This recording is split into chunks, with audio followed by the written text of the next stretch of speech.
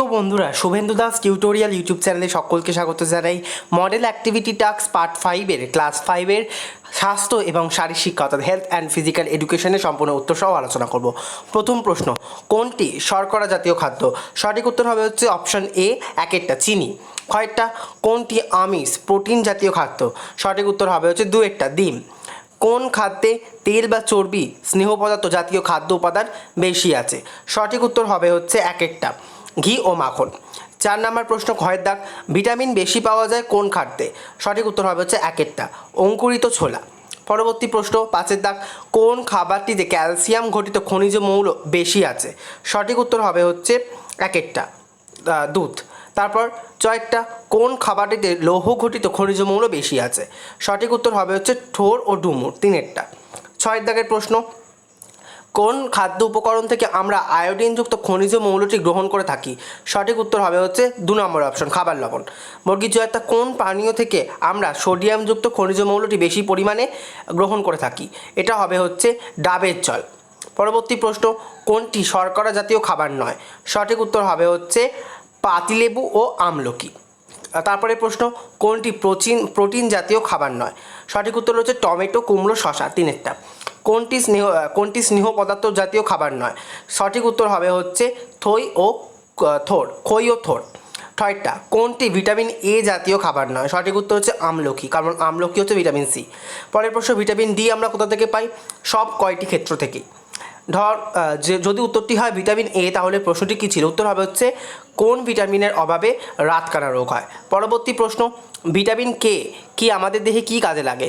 উত্তর হবে হচ্ছে 1 এবং 2 অর্থাৎ অপশান 3-এরটা সঠিক উত্তর। পরবর্তী 6 দাগের প্রশ্ন, ভিটামিন সি আমরা কোন খাবার থেকে পেয়ে থাকি? ভিটামিন সি আমরা পেয়ে থাকি হচ্ছে এখানে সঠিক উত্তর হবে হচ্ছে 6 দাগের প্রশ্ন হচ্ছে ভিটামিন সি হচ্ছে সঠিক উত্তর হবে 4-এরটা সব কয়টি থেকেই। পরবর্তী প্রশ্ন কোনটি শিশুদের ক্ষেত্রে সুষম খাদ্য? উত্তর হবে হচ্ছে দুধ। পরবর্তী প্রশ্ন, ডাক্তারের অনুমোদন ছাড়া যথেষ্ট পরিমাণ নানান রকমের ভিটামিন ঔষধ খাওয়া স্বাস্থ্যের পক্ষে মারাত্মক ক্ষতিকর।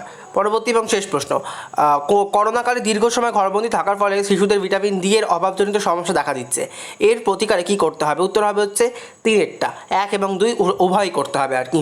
এবার চলে আসবে গত এক সপ্তাহে নিজের ছকের খাদ্য উপাদানগুলি কোন কোন খাদ্যের মাধ্যমে গ্রহণ করেছো সেগুলি ছকে উল্লেখ করো। তোমাদের ছকটা তোমরা স্ক্রিনে দেখতে পাচ্ছ, সেরকম করে লিখে নেবে। শর্করাতে ভাত, আলুর, গম, চিনি, মিষ্টি, ভুট্টা। তারপর রয়েছে প্রোটিনে মাছ, মাংস, ডিম, দুধ, ডাল। স্নেহ পদার্থের যে তেল, চর্বি, নারকেল, চিনাবাদাম, ঘি, মাখন। ভিটামিনে রয়েছে লাল শাক, কুমড়ো, বেগুন, পেঁয়াজ, পটল, আমলকি।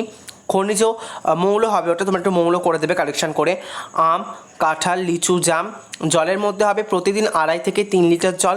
মন্তব্য কি? দেহ সুরক্ষিত থাকে ও সংক্রমণ প্রতিরোধ অ্যান্টিবডি তৈরিতে সাহায্য করে।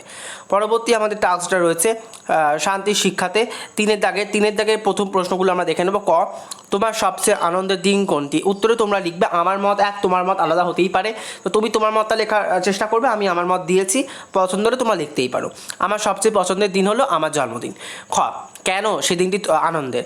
কারণ ওই দিন আমি সবার কাছ থেকে অনেক উপহার পাই, খুব আনন্দ করি সেই দিন। পরবর্তী প্রশ্ন, সত্যি কিসে তুমি ভয় পাও? আমি কুকুরকে ভীষণ ভয় পাই। এটা তোমাদের ক্ষেত্রে অন্য হতেই পারে, তোমরা কিন্তু অন্য উত্তর লিখতেই পারো। কেন এরকম মনে হয়? আমাকে কুকুর আগে একবার কামড়েছে, তাই আমি আর কি কুকুর দেখলে ভয় লাগে। পরবর্তী প্রশ্ন, এটা তোমার মত কিন্তু অন্য হতে পারে, আমি আবারও বললাম। পরিচিত ব্যক্তির কষ্ট দেখলে তোমার কি অনুভূতি হয়?